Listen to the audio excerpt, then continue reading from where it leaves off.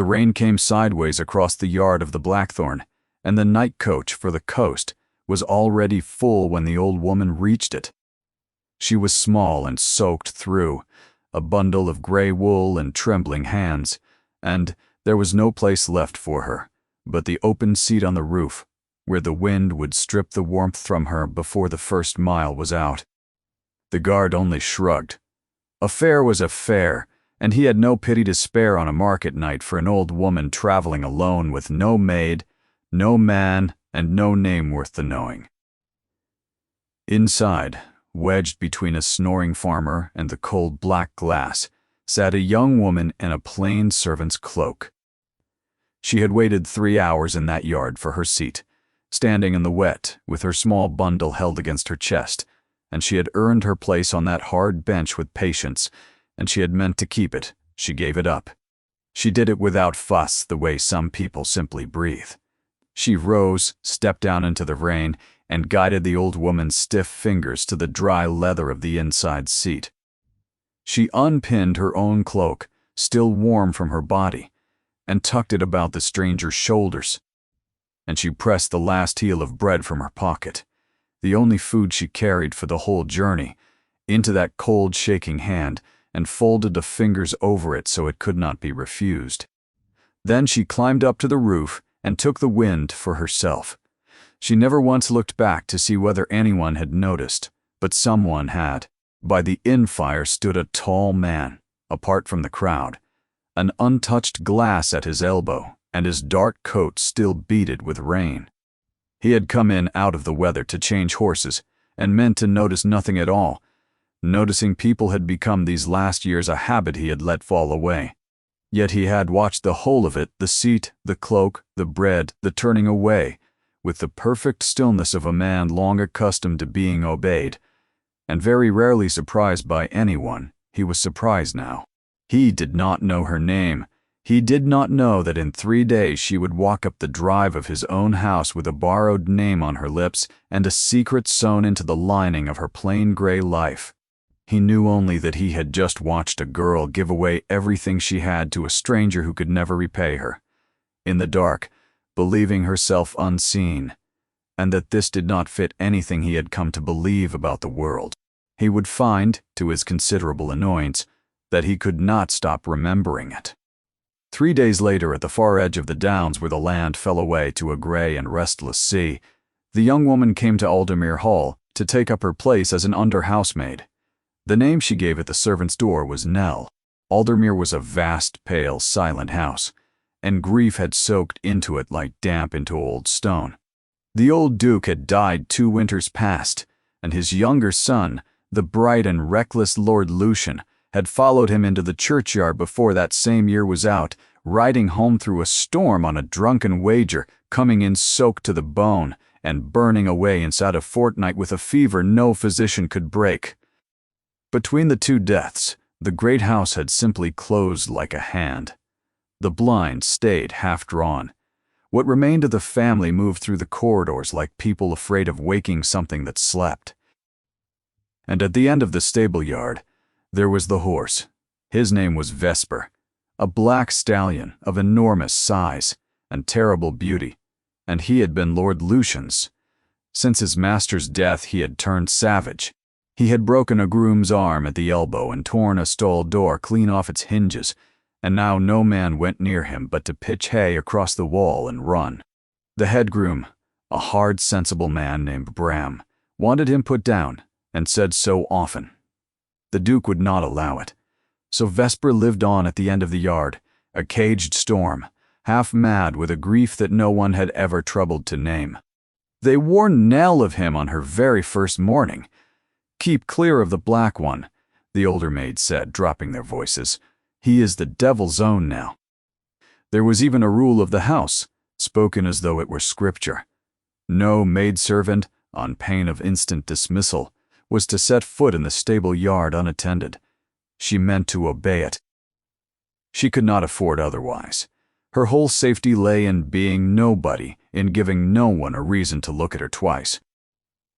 But on her 3rd evening, carrying a pail of scraps to the pigs in the last blue of the light, she passed the paddock rail, and the great horse came to the near side of it and stood watching her, not stamping, not screaming, as the groom swore he always did, only watching, his dark eye fixed on her ears forward, exactly as the tall man by the inn fire had fixed his gaze upon her.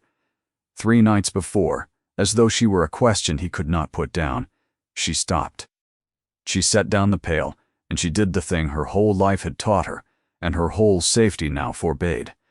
She let him take her scent from her open palm across the fence, and she spoke to him low, in the old way she had been taught long ago, in another life.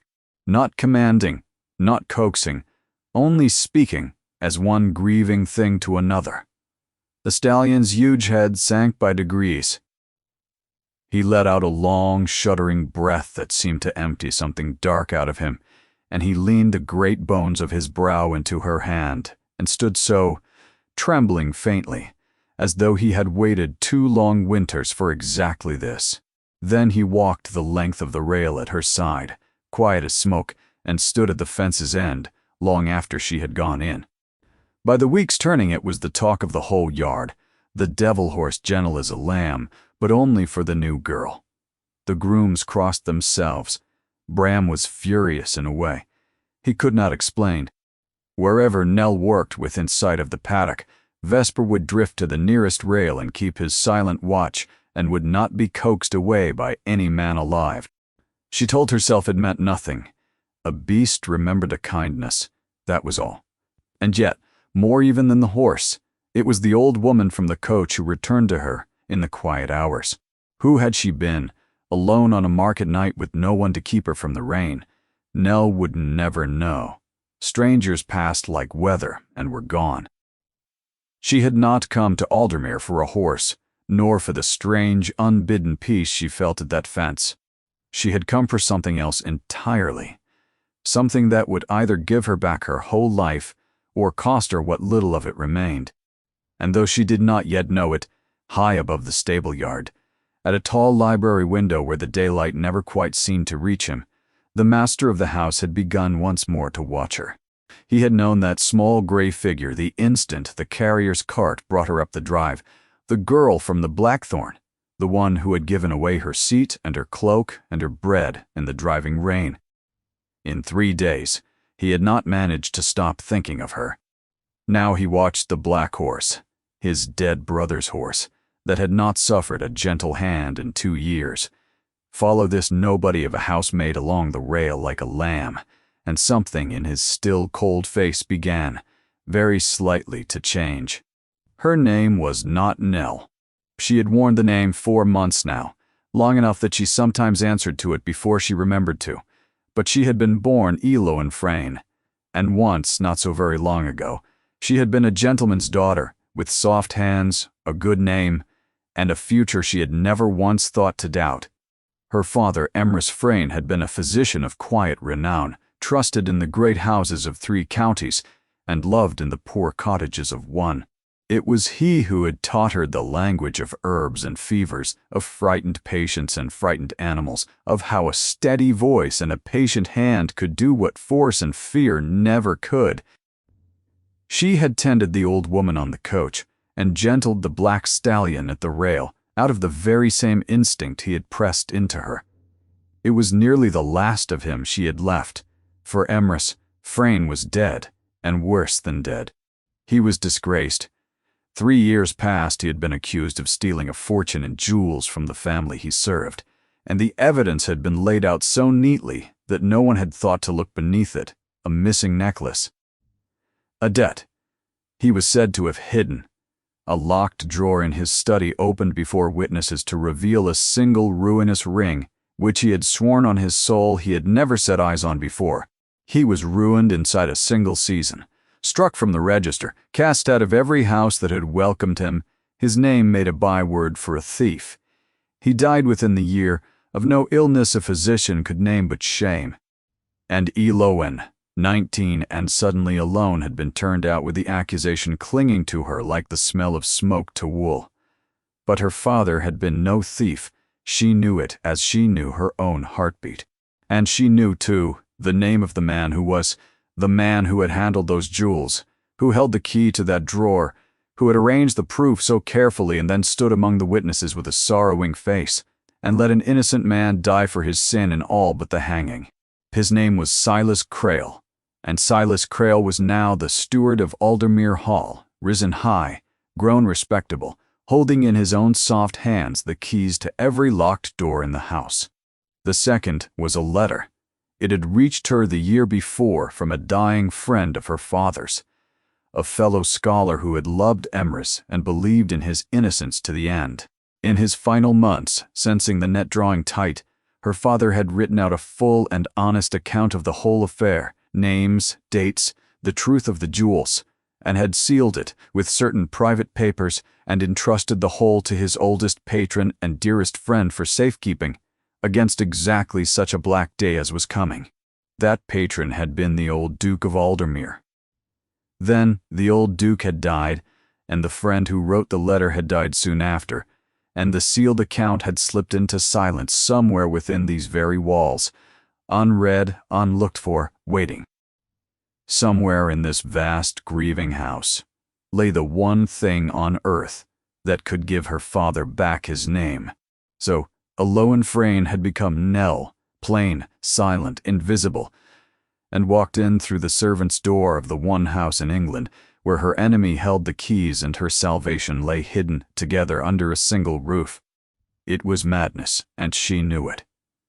If Silas Crail ever looked twice at a housemaid, if he caught the old resemblance in the line of her brow or the gray of her eyes, it would not merely be dismissal she faced. A man who had buried one Frayne with a lie would not hesitate over another. So she kept her eyes down, she kept her voice soft and her hands busy. She let them all believe she was no one, because being no one was the only armor she had left. She would find the papers, she would clear her father's name, whatever it cost her.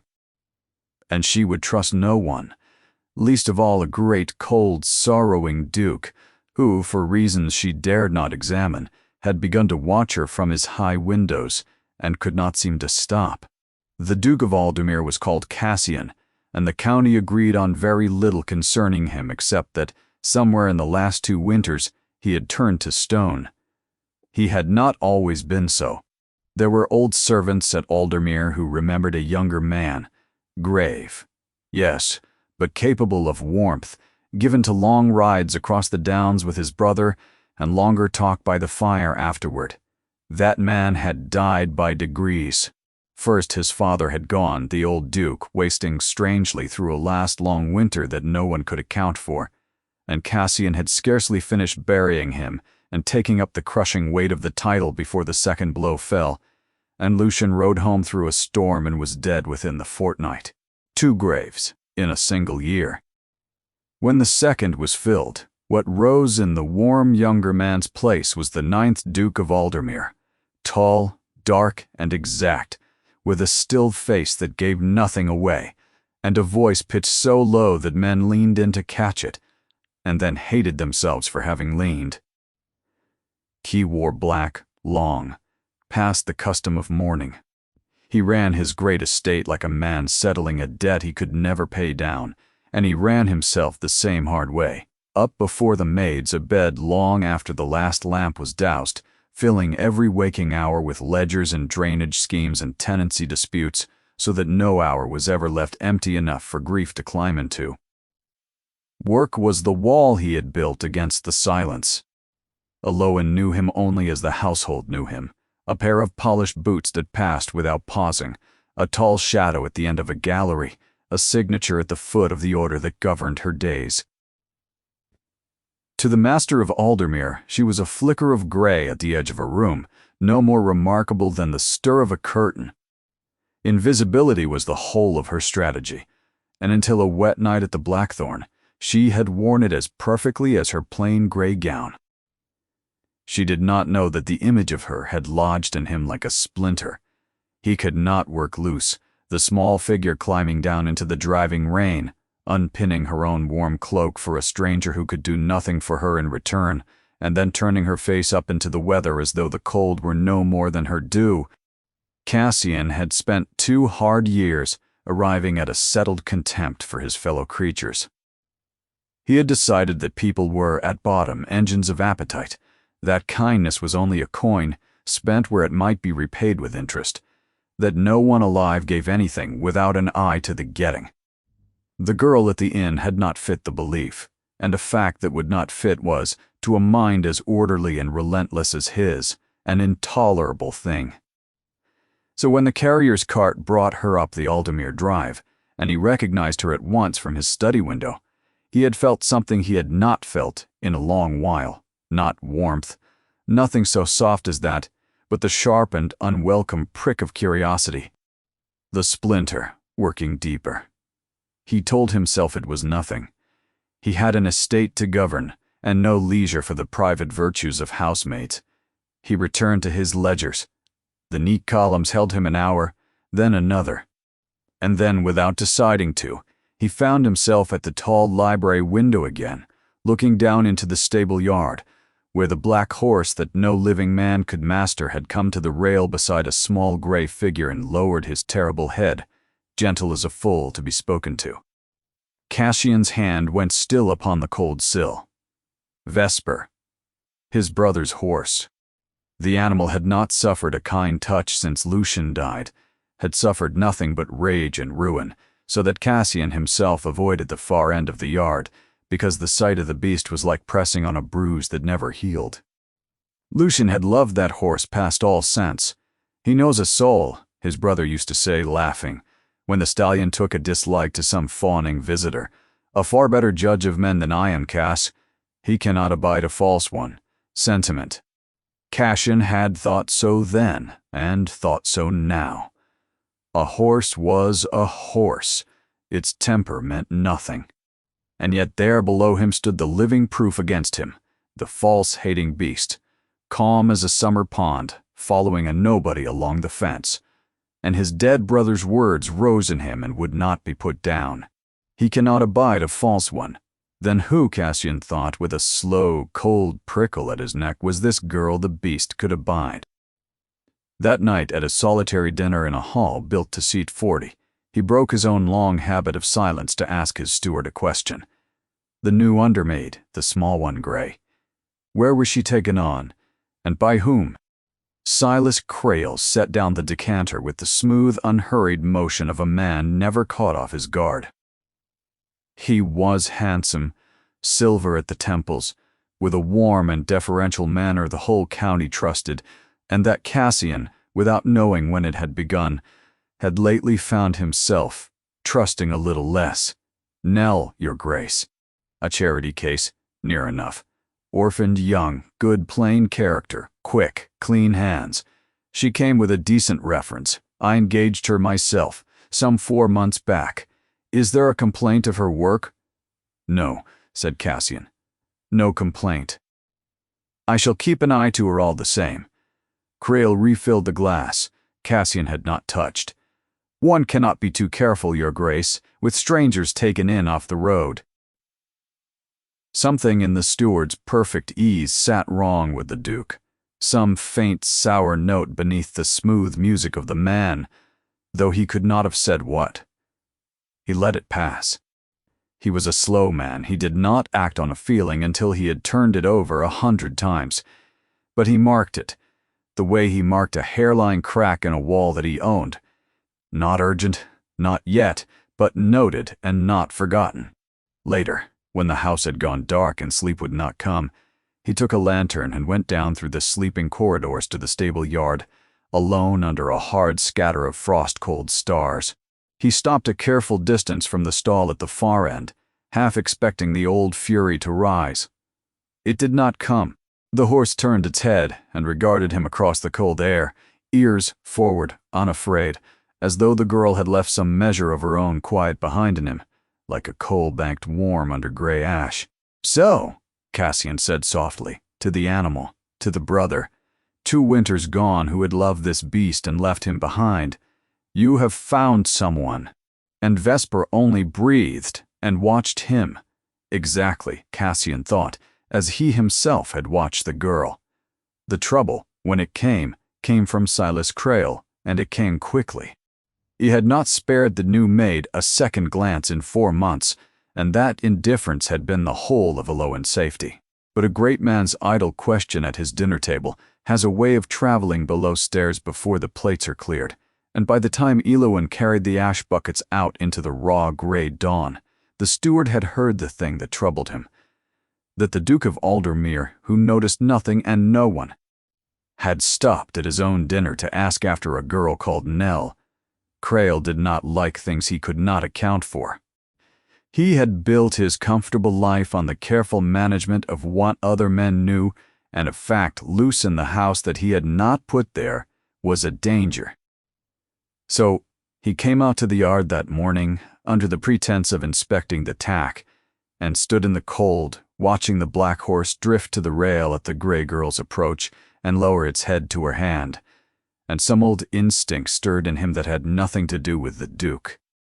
He studied her bent gray back, the set of her thin shoulders, the turn of her half-hidden cheek. For one cold, stretching moment, he very nearly had it. Some memory, some resemblance, plucking at the edge of his mind. Then she straightened and lifted her face, quick, careful eyes cast down, the perfect blank face of a servant, and the moment broke and slipped away, and he was left with the sour, baffled certainty that the sight of this girl set his teeth on edge, and that he wanted her gone. He resolved to be rid of her the way he had always been rid of anything inconvenient. The campaign began that day, and Eloan understood its shape at once, for it was the oldest weapon a household holds against the powerless. Her tasks doubled, then trebled. She was sent to scour the cold north stairs at the very hours she might have used to search, kept scrubbing in the sculleries past midnight, so that her one half-day of freedom dissolved into aching exhaustion, blamed before the others for a cracked serving dish she had never touched, and docked a week's wages for it. The other servants, reading which way the wind blew, drew carefully away from her. A cook who had been kind grew distant. Her narrow bed was moved, without explanation, to a colder, meaner room under the eaves. She bore it with the flat, unbreakable calm she had made her armor. She had learned, at great cost, that tears were the very thing men like Crail hoped to draw. She ate her thin meals, with her eyes on her plate, did her doubled work without complaint, and let no one see the thing burning steady beneath the gray. But the squeeze was doing its truest work in the dark. It was keeping her from the papers. Every hour Crail stole was an hour she could not spend hunting the one thing she had buried her own name to find, and she felt, with a slow rising dread, how little time was left to her, for a great change was coming to Aldermere. It was in every whisper below stairs. The Dowager Duchess, the Duke's mother, lately returned from the dower house, was pressing her son hard and openly to marry at last and close the wound in the succession that Lucian's death had torn open. A match had all but been arranged with the pale, well-dowered daughter of a neighboring earl, and when the new young duchess came as a bride, the whole vast house would be turned out from cellar to attic, every room unlocked, every drawer and cupboard emptied and sorted. Shrouded rooms would be thrown open. And Silas Crail, who held every key upon the ring at his belt, would go through the late Duke's private chambers with his own soft hands. If her father's sealed account was anywhere in this house, and she was certain now that it was, it would pass through her enemy's fingers before it ever came within a mile of hers, and then it would simply cease to exist. A candle flame, a grate, a moment's work, and 3 years of hope would go up in smoke. She had until the wedding, perhaps 5 weeks, perhaps a great deal less. That night, worn past sense and desperate past all her hard-learned caution, Eloan did the very thing she had sworn she would never. She lay awake until the house had drowned itself in sleep, then rose, took a stub of candle, and crept down towards the muniment room where the older estate papers were said to be stored, and found the heavy door, for, once in all these months, standing unlocked. Her heart leapt. She had one hand flat on the cold wood when a floorboard groaned in the blackness behind her, and a voice she knew far too well, Silk soft, unhurried, and wide awake spoke out of the dark at her back. "And what exactly," it said, "are we looking for at this hour of the night, Nell?" She turned in the dark, with her heart slamming and the candle guttering in her fist, and it was not Krail. It was a woman. She sat in a high-backed chair drawn up beside the cold hearth, a heavy shawl about her narrow shoulders, and a silver-headed stick across her knees, so perfectly still in the shadow that Eloin had walked straight past her without seeing her. She was very old and very upright, with a face all sharp fine bone and sharper wit, and dark eyes that caught the trembling candlelight and held it, missing nothing. And Eloin knew those eyes. She had guided a pair of frozen, trembling hands to a dry seat by the light of them, in the driving rain of a market night not a fortnight past, and pressed her own last bread into them. The old woman of the blackthorn coach. "Tadee!" "You," Eloin breathed before any grain of sense could stop her. "And me," the old woman agreed with the faintest ghost of a smile. "I did wonder how long it would take you. You have a better memory than my son. He looked clean through you at his own dinner table 3 nights past, and never knew you for the girl who gave a shivering stranger her cloak in the rain." She tilted her fine gray head. "I am Isolde, Dowager Duchess of Aldermere, and you, my dear, are no more called Nell than I am called Nobody, though Nobody is precisely who you took me for that night. Sit down, child, before you fall down. We two are going to talk." Eloin's careful world tilted on its axis. The woman she had pitied in the rain, the drenched, discarded stranger no soul at that inn would make room for, was the most powerful woman in the county, the very hand now pressing the Duke towards his marriage. She had been traveling in plain gray wool, alone, on a common market coach, and Eloin understood in a cold rush that this had been no misfortune but a choosing. Isolde of Aldermere went abroad disguised as a nobody, now and again, to see who was kind to a nobody, because a nobody is the one person to whom kindness can bring no possible profit. Eloin had passed a test she never knew she had sat. "Your Grace, I don't," and she began. "Do not waste my breath or your own with denials. I have not enough of either left." The dry voice was cool, but not unkind. "I have watched you 4 days, since I came home to this tomb of a house, watched a housemaid pause in her dusting to read the spines of Latin folios and think no one saw. Watched the one horse in England that hates a liar lay his great head into your hands like a lamb. And I watched you, on a night you believed unwitnessed, give away the only comfort you had to a broken old woman who could never repay you." She leaned forward on her stick, and her dark eyes pinned Eloin where she stood. "So, I know what you are, girl. You are quality fallen on some hard road, and you have come into this house wearing another woman's name for some reason that frightens you half to death to speak. So I shall ask you plainly, and you will answer plainly. Are you a thief? For if you are, the horse is a fool, and so am I, and I should like to be told so now. No." The word came out fierce and clear and steady. "I have never in my life stolen so much as a crust I had not earned. I came into this house to take back only what was stolen from me. Nothing that is not mine, nothing more, and not one thing less." The old woman studied her a long, weighing moment, then slowly nodded, as though some long-held suspicion had at last been confirmed. "There is a difference," she said more softly, "that my son has clean forgotten, though I raised him to know it in his bones. Fairness gives a person only what they have earned. Justice gives them what they are owed. My Cassian deals now in nothing but the first. He weighs and balances and pays every account to the exact farthing, and calls it honor. He has grown afraid of the second, because it cannot be reckoned in a ledger. It requires a man to feel, and my son has sworn off feeling as another swears off drink, because the last time he let himself feel a thing, it very nearly killed him." She rose with effort and laid a thin, cool hand on Eloin's arm. "When you are ready to tell your true story, child, the whole of it, you will find there are those beneath this cold roof who will listen and believe. The horse is one. He chose you first and asks nothing. I am another." She paused, and something almost like mischief crossed the ancient face. "And I have not yet altogether given up my hopes of the third." She moved towards the door, and there she stopped without turning back. "Whatever you are hunting in this house, child, hunt quickly and quietly. My son is to be married within 5 weeks, and this house will be torn open to its very bones for the wedding. If there is a thing here you must find, you have until then and not 1 day longer." Now she did turn her head, and the candlelight made her eyes very grave. "And take the greatest care whom you trust with the hunting.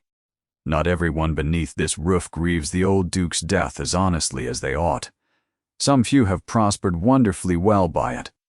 The heavy door drew shut behind her with a soft and final sound, and Eloan stood alone in the darkness with her spent candle and her hammering heart, and for the first time in 3 long and bitter years, with the small, terrible, unaccustomed flicker of hope. 5 weeks. The number lodged in Eloan's chest like a swallowed stone.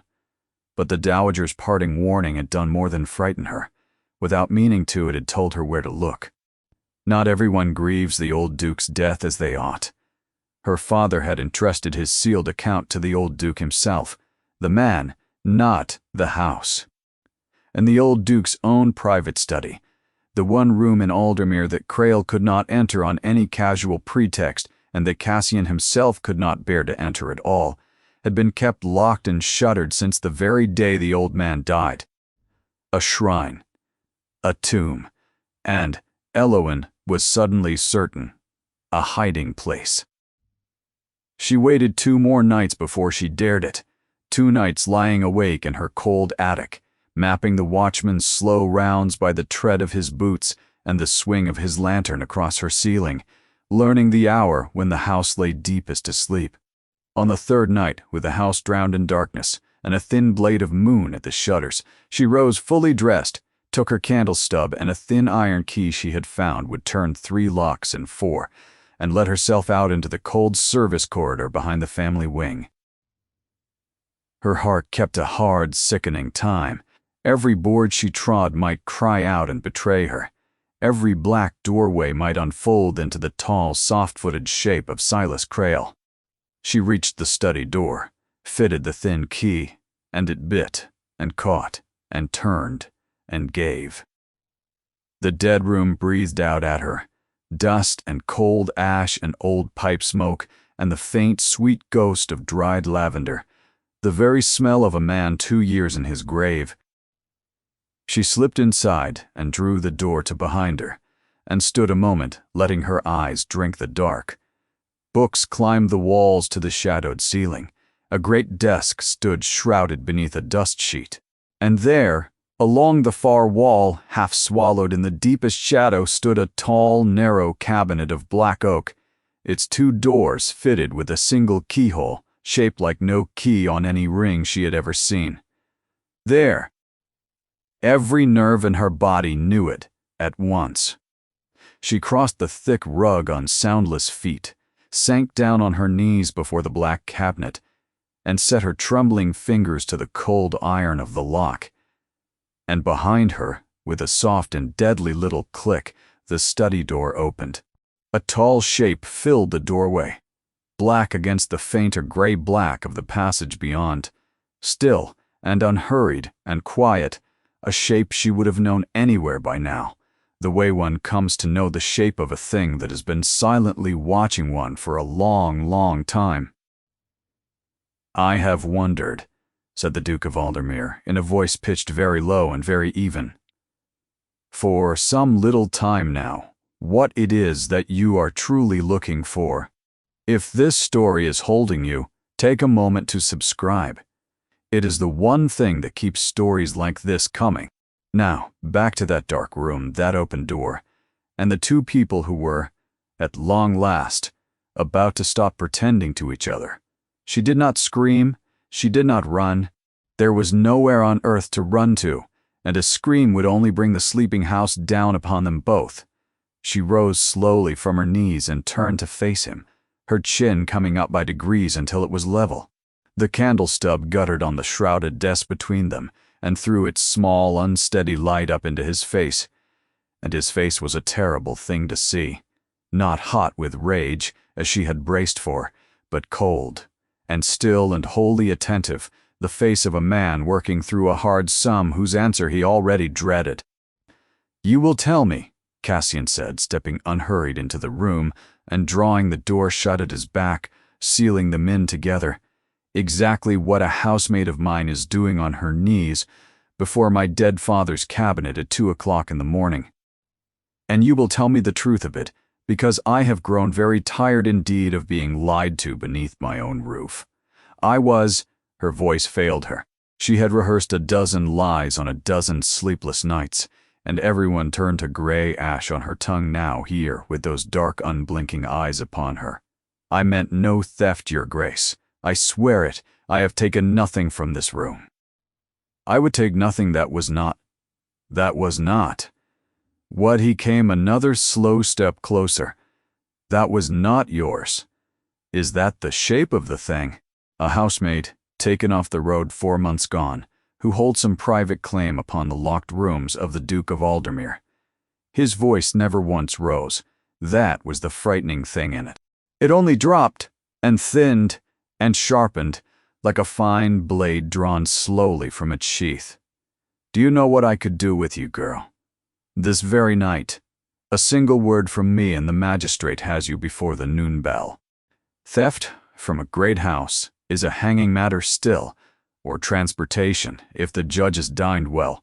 You would go down into the dark and not one soul would ask where the quiet little gray maid had got to." He stopped an arm's length from her.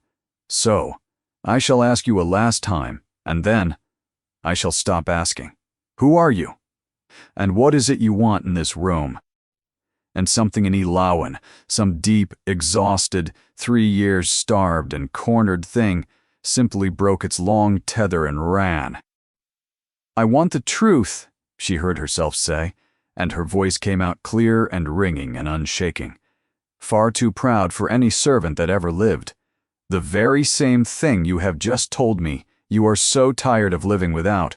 I want what was hidden in this house by a man who is dead. I have crawled and scrubbed and lied and half-starved for 4 months to reach this one room. And if you choose to hang me for it, then at the least I shall hang having tried, which is a great deal more than my father was ever permitted to do." The silence that came down had a weight to it, like a held breath. "Your father," Cassian repeated very quietly. She said nothing at all. She had already said far too much, and she knew it.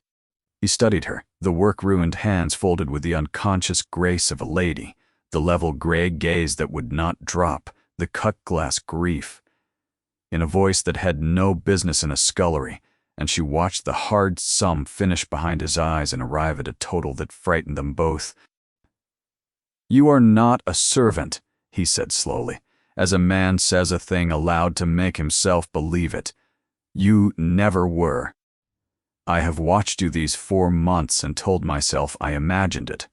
The way your eyes go to the printed spines you are meant only to dust. The way you speak low to that half-wild animal as though raised among gentler creatures than any of us here. The way his jaw tightened. The way you climbed down from a coach into the driving rain and gave a stranger your seat and your cloak and your bread, and then turned away and never once looked back to see if the giving was marked. I saw you do that. Did you know it? At the Blackthorn, 3 nights before you ever came here. I have not been able to account for it since, and I am a man who accounts for everything. People do not give without getting. It is the one plain law I have built my peace upon. You broke it, cleanly, in front of me, believing yourself unseen. I have been trying and failing to make you fit my world ever since." Eloin's breath stopped in her throat. He had seen. From the very first night before she had ever set foot on his land, he had been watching her. Every choice, every small unwitnessed thing. I cannot make you fit, Cassian went on. So I will have the truth of you, and I will have it whole, and I no longer care what hour it is. He reached past her. She flinched and lifted the guttering candle from the desk and held it up between their two faces, so that at the last they saw each other plainly, with nothing hidden. Your name, he said, your true one. Give it to me. And she might have told him. The truth was there, whole and terrible and longed for, straining at the back of her teeth. Eloan Frayne. My father was Emrys Frayne, whom your county calls a thief, and he was innocent as a child, and the man who forged the lie that killed him eats your bread and carries your keys. It rose in her like a spring tide. But 3 years of terror is not undone in a single night by a single searching look. And the man before her held every particle of power that existed in her narrow world, power to save her or to break her past mending. And she did not yet know whether he was her long-prayed-for salvation or only a colder, more courteous kind of ruin. Nell, she whispered, and despised herself for it. I am only Nell, your grace. There is nothing else to tell. Something closed behind his face, a shudder coming down. Disappointment, sharp and plain, and beneath it absurdly, a brief flicker of something that looked for all the world like hurt. He drew breath to answer her, and that was the moment they both heard it. Footsteps out in the passage, slow, measured, unhurried, and wide awake. The soft scuff of a slippered tread, and the faint chime of a heavy ring of keys against a moving hip. Crail. Eloan went white to the very lips. To be found here, by him of all men, in the dead Duke's forbidden shrine, on her knees before the cabinet, with the Duke standing over her, was not dismissal. It was the constable, and the magistrate, and the rope. It was her father's death. Come round again in a perfect circle to take the daughter as it had taken the sire. Her eyes flew up to Cassian's, wide and stark, with the terror far too old for any servant, and for one suspended instant her whole life and death hung swaying in the space between them. The Duke moved. He blew out the candle with a single sharp breath. He caught her hard by the wrist, one warm deciding grip, and drew her swiftly back into the deep black shadow of the window bay, behind the heavy fall of the old curtains, and pressed her still against the cold shutters with the flat of his hand, his own tall body turned to make a wall between her and the room. She could feel his heart going hard and fast, at odds with the marble stillness of his face. She could make no sense of it. He owed her nothing, and had every reason to give her up. The study door opened. Your Grace? Crail's voice slid into the dark, silk drawn taut over cold steel. Forgive the intrusion at such an hour. I saw a light beneath this door as I made my round, and in this room, of all rooms, a pause in the slippered tread came further in, and a floorboard creaked. One learns to grow watchful. Is anything amiss? For a heartbeat, and then another. Cassian did not answer, and Eloan felt his hand press the more firmly against her. Be still, and understood that in this very instant the man was choosing which world he would live in for the rest of his life. Then the Duke stepped out from the shadow, alone, calm and cold as the churchyard, into the middle of the moonlit room. Nothing whatever is amiss, Crail, he said, and his voice was the unhurried voice of a man who has never once stood anywhere he did not intend to. I could not sleep. I came to sit a while with my father, as a man may still do, in his own house without applying to his steward for leave. A short beat, and the edge came up in it, cold as new iron. You keep uncommonly late hours yourself for a steward, and you walk uncommonly quietly. The whole house is my charge, your grace. But the silk had thinned and torn. The man had been knocked from his footing, at every hour of it. Then charge yourself this hour, with your bed. I shall lock the room myself when I am done. The dismissal was flat and total, a long silence. Then, of course, your grace, I ask your pardon. Good night." The keys chimed once. The slippered tread withdrew, slow and reluctant. The door drew softly shut, and his careful footsteps went away down the passage and faded and were gone. Cassian stood unmoving in the dark, a long moment after the last sound of him died.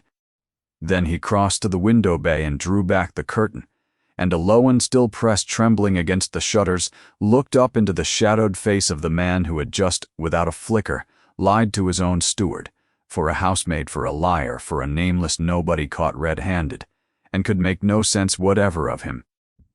"I don't understand you," she breathed. "You could have given me up just now. By every right in the world you should have. I know it." He sounded quite as bewildered as she was, and his voice had lost every grain of its granite and was only a man's now, low and uncertain. "I have been asking myself the same these last 3 seconds, and I have no answer that would satisfy either of us." He was quiet a moment. "That man frightens you more than the rope does. I watched your face when you heard his step. And a girl who does not blanch at hanging, but goes white at the sound of my own steward walking down a passage. That is a girl carrying a story I very much mean to hear." He stepped back and released her and seemed to draw the old distance of their stations carefully back up between them. "Go back to your room. Go quietly, and speak of this night to no one living, and least of all on your life to Crail. I will not have you touched in this house, and I will have your truth, Alowan or Nell or whoever you truly are, but I will have it given, freely, in daylight when you have chosen to trust it to me, not wrung out of you in the dark like a confession. I find I have grown weary of settling for less." She slipped past him towards the door on legs that would barely bear her. At the very threshold, his low voice stopped her once more. "For whatever small thing it may be worth to you." A pause. "I do not believe you are a thief. I have watched every choice you have made from the night in the rain until this hour. Thieves do not choose as you choose." She fled. She did not let herself weep until she had reached the cold safety of her attic and barred the door, and then she wept for a long time, silently. But it was not from fear, for the first time in 3 years. It was because someone had, at the last, looked at her, past the gray wool and the borrowed name, and plainly seen a whole living person underneath. And she understood, lying there with her heart still racing, that this was a far more dangerous thing than any magistrate. She had come into this house armored head to foot in her own invisibility. And the Duke of Aldermere had just, in a single dark hour, seen clean through the whole of it. Cassian did not sleep at all that night. He sat out the cold remaining hours in his dead father's shuttered study, in his dead father's cracked leather chair, and turned the girl over and over in his mind like a foreign coin whose stamp he could not read. A maid who spoke, when cornered, like a born lady, and feared like a hunted animal. A stranger who had broken clean the one hard law he had built his peace upon, and gone on breaking it, choice after choice, until the law itself began to look, in her light, like the only real lie in the room. Alowan. She had let the name slip once in the dark and snatched it back a breath too late, but he had caught it, and it fit her as Nell never had, the way a true key fits a lock. And there was the other thing, the thing that had turned his slow blood to water and would not let him rest. Her terror of Crail, not the ordinary wariness of a servant for a strict steward. Something older and worse, the blind animal terror of the prey for the thing that has hunted and fed before. At the first gray of dawn he did 2 things. First, he wrote to a discreet friend from his years in the capital, a man who could quietly learn the history of anyone alive, asking after any gentlewoman named Alowan, of good family fallen from grace within 3 years and touched by scandal or ruin. He sealed it for the first post. Then he went and stood a long while before his father's black oak cabinet, and did not open it, not yet. Some stubborn thing in him wanted the truth from her, freely and in trust, before he took it for himself by force. It was, he would think afterward, the most nearly fatal scruple of his life, for he was a slow man, and Silas Crail was not. Crail had passed his own sleepless night, not in fear of the girl whom he still could not place, but in a cold mounting fear of the Duke, who had lied to his face in that room. He had heard something behind that curtain, a breath, the stir of cloth. A master who conceals a maid and lies to his own steward is a master with a dangerous secret. And secrets in Crail's experience were simply thefts not yet brought to light. He did not know what the girl was, but he knew she was a loose thread. And a loose thread, pulled, unravels the whole cloth. So he resolved to do again, and quickly, the one thing that had never failed him.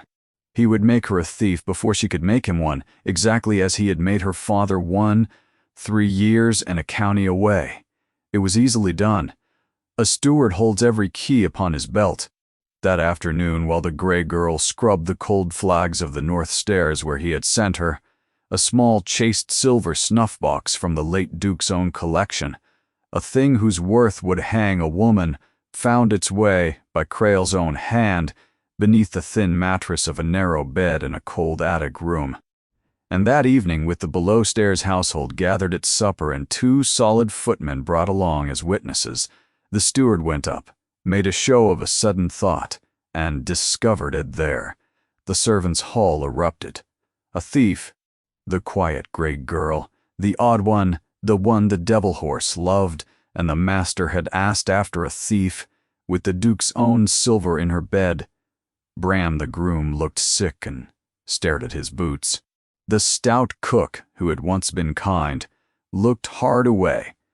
The rest drew back from her along the benches as from one marked with plague, and Eloin stood alone in the very center of it, the little silver box held up before her face, and felt the whole floor of the world drop silently away because she knew this play. She had watched it staged once before, in another county, around another innocent frame, with evidence laid just as neat, and witnesses stood just as ready. She knew every line of it, and she knew how it ended.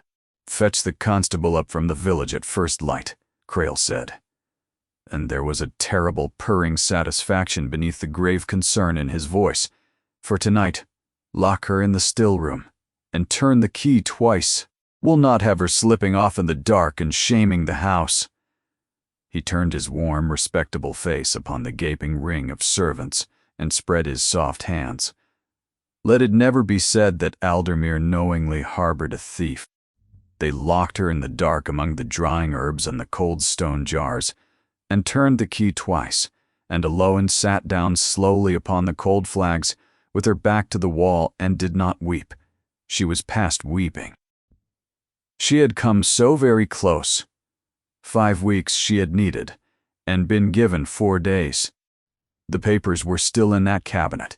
She was as sure of it as of her own true name, and now she would go to the assizes and then into the dark, and her father's good name would lie a curse forever, and the man who earned that curse would go on smiling and carrying his keys and prospering. She thought of the Duke standing over her in the dark, saying, "I will not have you touched," and laughed once, softly and bitterly, alone in the black. He did not even know yet. By the time the news reached his high, cold rooms, the constable would already have her bound in the cart, but she had forgotten the horse. For out at the far end of the stable-yard, in the deep of that night, Vesper had begun to scream.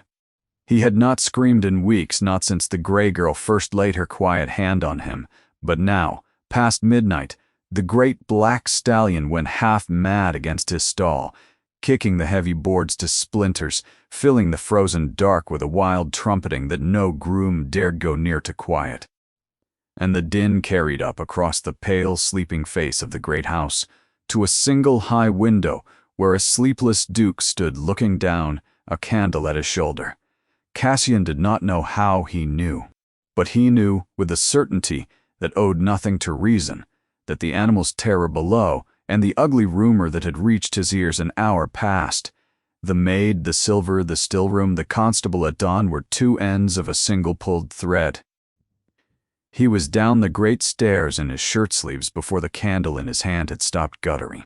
He found his mother already awake and up and waiting for him at the foot of the stairs, a wrapper about her, a candle in her hand, and a cold white fury in her ancient face, for the tale had climbed to her rooms as well.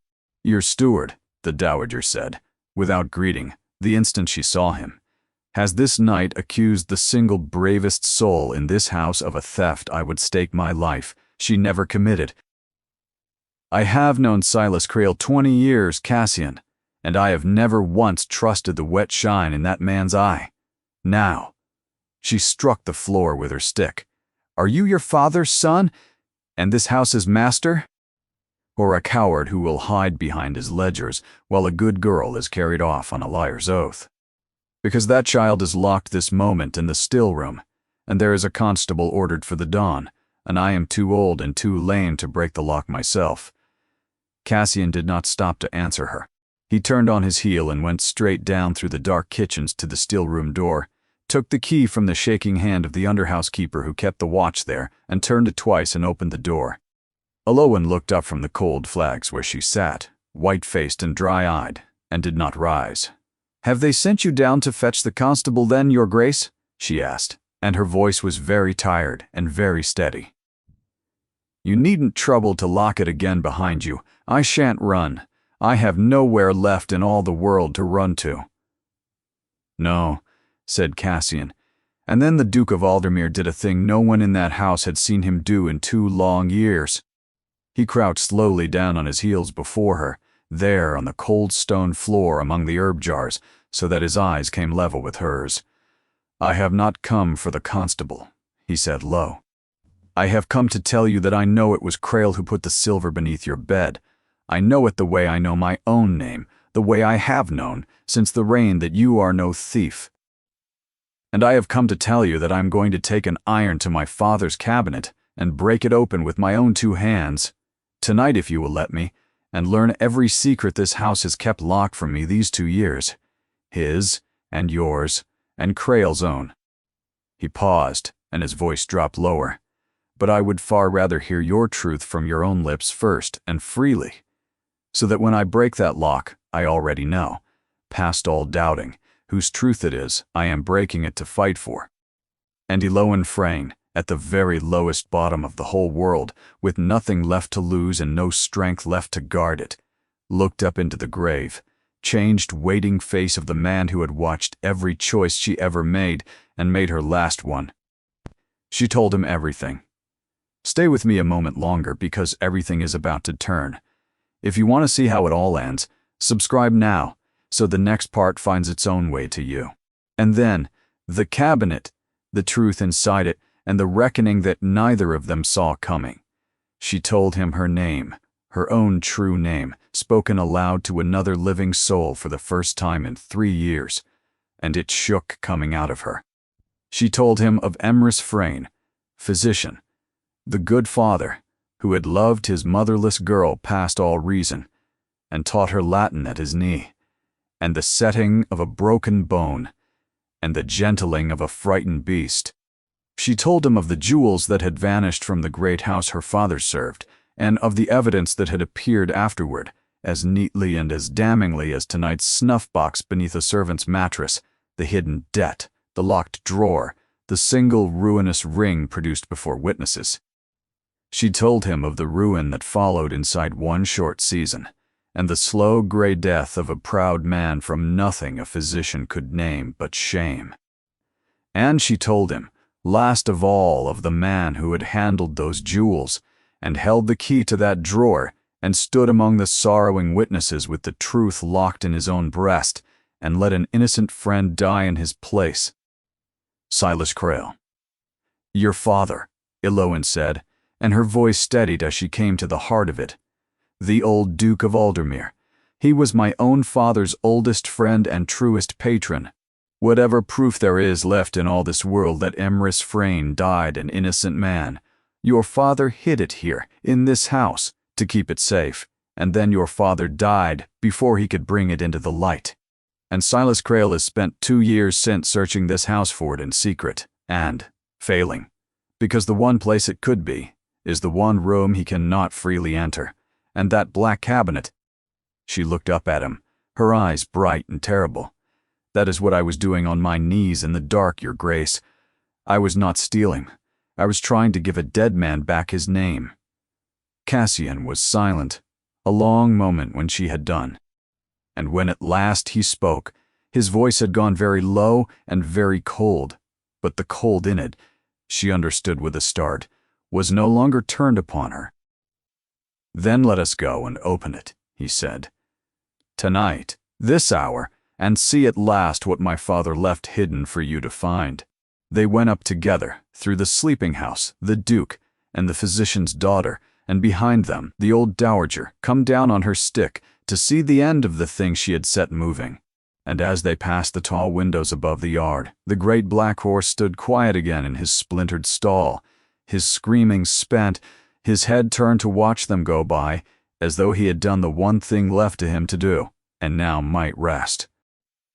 In the dead man's study, Cassian took a heavy iron bar from the cold hearth, set its end to the black oak lock, and broke it with a single wrenching blow that seemed to shake 2 full years of dust and silence loose from the room.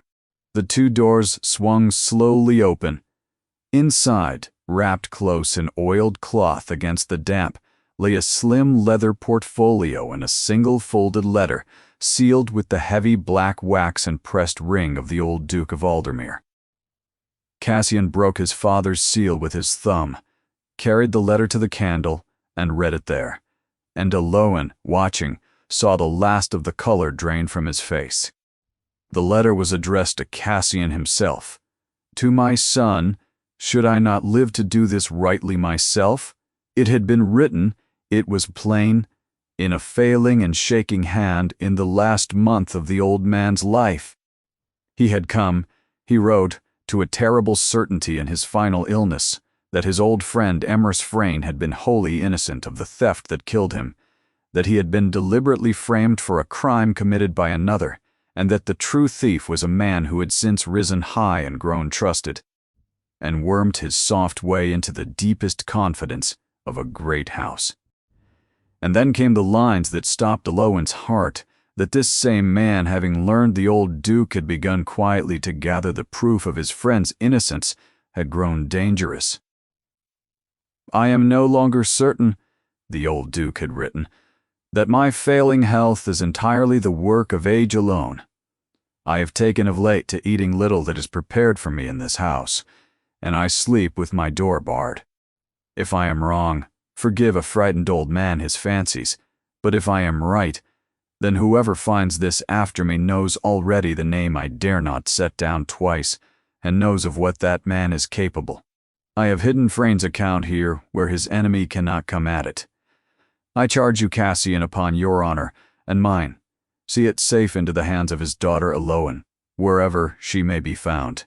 It is the one debt of honor I must leave you to pay for me. Pay it in full." Cassian set the letter down upon the desk. His hands were not entirely steady. He believed Crail hastened his death. He said very quietly, staring at nothing, "My own father, he died in this house, by that man's hand, or near enough, poisoned by inches at his own table. And I mourned him 2 whole years and never once lifted my head from my grief long enough to see it." His jaw worked. He drew a breath and opened the leather portfolio. Inside lay her father's account, whole and clear, in the fine, steady physician's hand she had known all her childhood. And beneath it, folded with it, lay more than she had ever dared hope, the sworn and witness statement of a frightened housemaid who had seen Silas Crail with the missing necklace in his own hands the night it vanished, and a careful record, in the old Duke's hand, the sudden unexplained sums Crail had drawn and spent in the very season of Emrys Frayne's ruin. The whole cold architecture of the lie laid open at last upon the desk in the candlelight. "It is all here," Cassian said softly. "Every last stone of it. Your father was innocent, Alowan, and I hold in my hand the proof to cry it aloud to the whole of England by noon." He looked up at her, and something in his dark eyes had gone gentle for the first time. "You were right, all along about everything, and every soul in this house was wrong. and I most of all. Aloan could not speak. 3 years of held and hoarded breath went out of her all at once, and she put out one hand to the edge of the desk to steady herself. But Cassian was already on his feet, and his face had hardened again, not into the old cold armor of the grieving Duke, but into something new and clean and far more dangerous, the settled, terrible anger of a just man who has finally understood wholly what has been done under his own roof. "Silas Crale will not send for the constable in the morning," he said. "Crale will meet the magistrate in the morning, and he will not know why he has been summoned until the door is already shut behind him." He summoned them all to the great library at first light, the steward, the maid, the dowager, the 2 footmen who had witnessed the discovery of the silver, and the magistrate, who was, as it happened, Cassian's own cousin, and who had ridden hard through the last of the dark at the Duke's urgent summons. Crale came in, wearing his triumph like a good, well-brushed coat. He had expected this summons. He had lain awake, composing his grave, regretful face for it, the sorrowful steward, the exposed thief, the master's brief embarrassment at having been so nearly gulled. He was some way into the great room, already arranging his features, before he saw the slim leather portfolio and the broken black seal lying open upon the desk. And by then, the heavy door had been shut and barred at his back, and the Duke was already speaking. Silas Crale. Cassian's voice was flat and level, and carried into every corner of the room, and left no man anywhere the smallest place to stand. "Last night you told this household, before 2 witnesses, that you discovered my father's silver hidden beneath this young woman's mattress, that she is therefore a thief, fit for the constable and the assizes. I am going to give you exactly 1 chance now to unsay. Your Grace." The steward spread his soft hands, the picture of wounded loyalty. "The evidence was plain. I found it myself, and these men will swear you put it there." Cassian did not raise his voice by a hair. He had never once in his life needed to. "You took the snuff box from the very collection whose key hangs on your own belt, and you laid it beneath her bed with your own hand. And then you brought your witnesses and found it, exactly, in every particular, as you once laid a fortune in stolen jewels where they would condemn an innocent man." He lifted the portfolio. "Do you know this hand, Crale? Look well. It is Emrys Frayn's, the physician you destroyed. And this," he took up the letter, "this is my father's own hand, written in the last month of his life, in which he sets down the name of the true thief, and confesses his fear that that same man was poisoning him, by slow inches, at his own table, for having begun to suspect the truth." The good coat of triumph fell clean off Silas Crale in the space of a single indrawn breath. Aloan watched it go, watched the ruddy color drain from his face, the mouth work soundlessly, the warm, respectable mask crumble away to show the small, cold, frightened thing that had hidden behind it for 20 years, and she felt, to her own surprise, no leaping joy in it at all. Only a vast, trembling, bottomless stillness, as though some crushing weight she had carried so long she had forgotten its shape, had, all at once, been lifted clean off her back. "That," Crale's voice cracked straight down the middle, "that is a forgery, a base forgery. The girl is nothing, a nobody, a servant off the open road. Ah, her name," said the Duke, and now at last something terrible did come into his voice, "is Aloan Frayn. She is the daughter of the man you destroyed with a lie. She is the bravest and truest soul to cross the threshold of this house in 100 years, and I would take her bare word over your sworn oath if the whole of England stood up to swear against her. But as it happens, Crale, I need not, because her father and mine have both risen out of their graves this one morning to swear it at her side." He turned then away from the ruined man and looked full at Aloan, and before the magistrate and the footmen and the whole weight of the truth, the Duke spoke her father's name aloud into the record. Clear, deliberate, unafraid, so that it might never again be a curse in any man's mouth. Emrys Frayne was an innocent man. Let it be written down and carried into every house in this county and the 3 beside it. The theft was Silas Crale's. The lie was Silas Crale's. And the debt, his voice caught just once, and held, the debt was this family's, and I mean to see it paid in full, this day before I sleep. Eloan was weeping now, silently, the tears running freely down a face that had not let itself break in 3 long years. She did not wipe them away. There was no shame left in them to hide. And it was then that the old dowager crossed the room to her, slow on her stick, and took Eloan's cold hand in both her own thin ones. And in the small warm press of those old fingers, the whole circle quietly closed. For Denelise leaned in near and murmured low, so that only Eloan in all that room could hear. I told you, child, that there were those beneath this roof who would listen. Do you know why I believed you utterly before I had one scrap of proof to lay a hand upon? It was not the horse. It was not the Latin.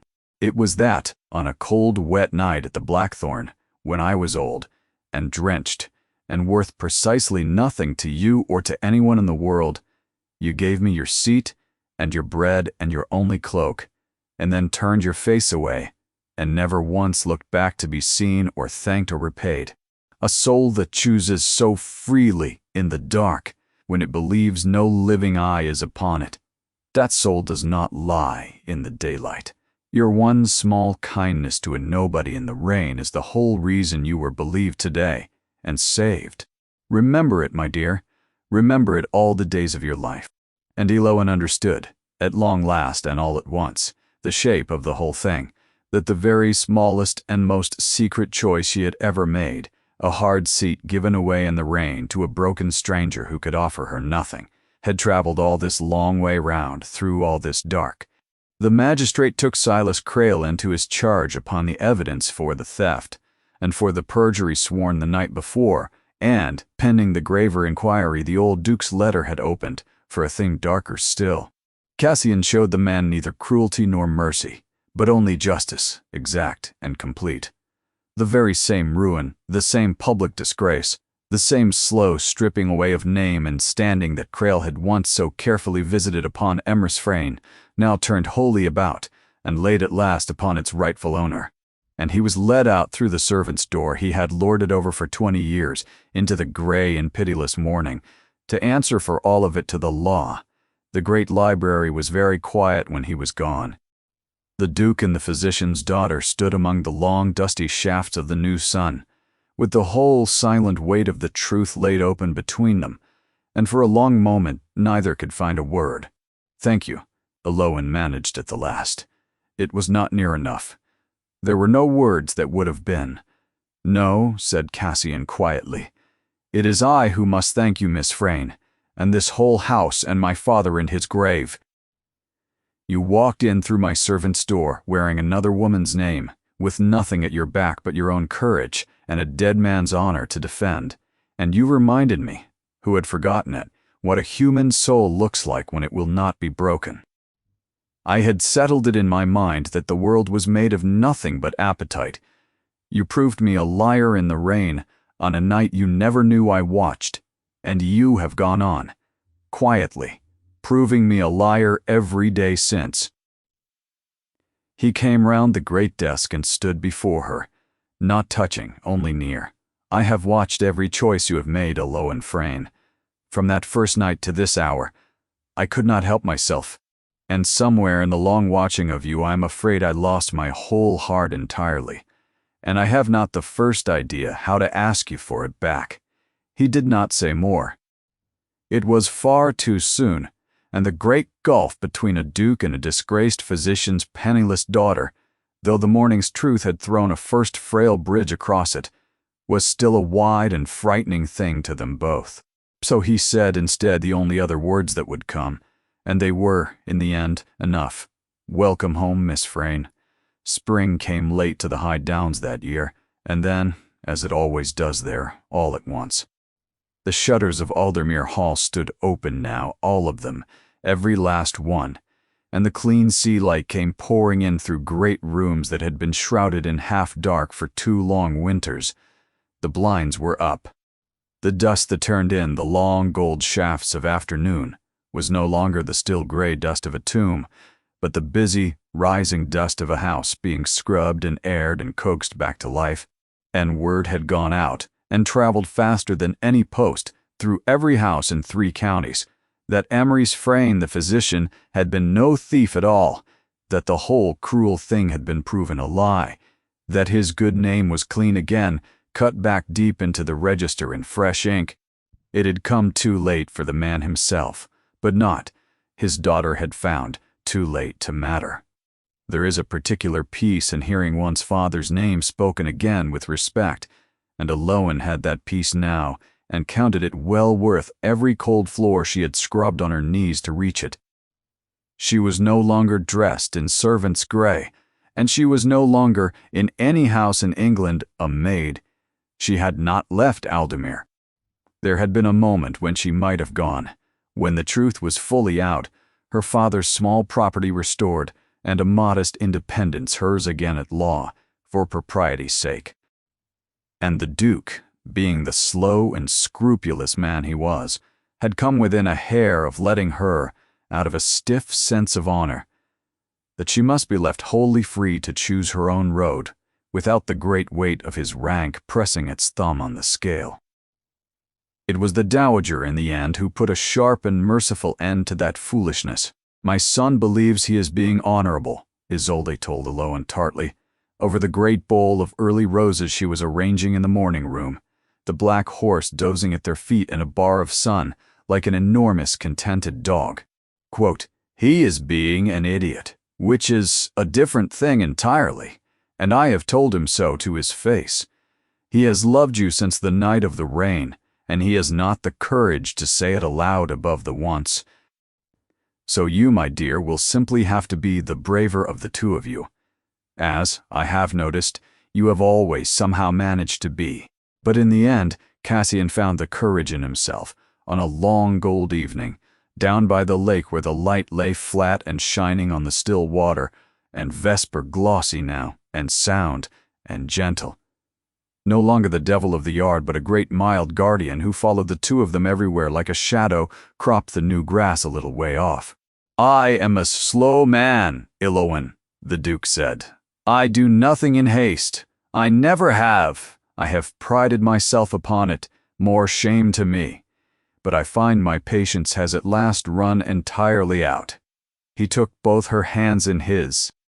"I have grown so used to the sound of your voice within these walls, and your step upon my stairs, and the sight of your shadow walking alongside my own, that the mere thought of any of it gone has become a thing I cannot bear to hold in my mind.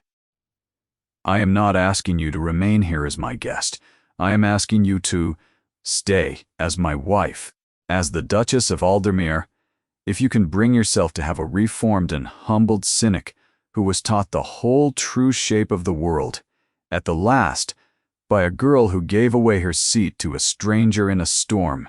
Aloan looked at him a long moment, this grave, changed, gentler man who had learned so late and at such cost how at last to see, and then at the great gentle horse who had known her worth before any human soul had troubled to, and then at the flat gold light upon the water, and then at the whole impossible, unlooked-for turning of her fortune. "Call! Cassian!" she said his given name aloud for the very first time, and she felt the strange, sweet weight of it in her mouth. "I gave away that seat because I believed with all my heart that no one in the world was watching. It cost me nothing I ever regretted."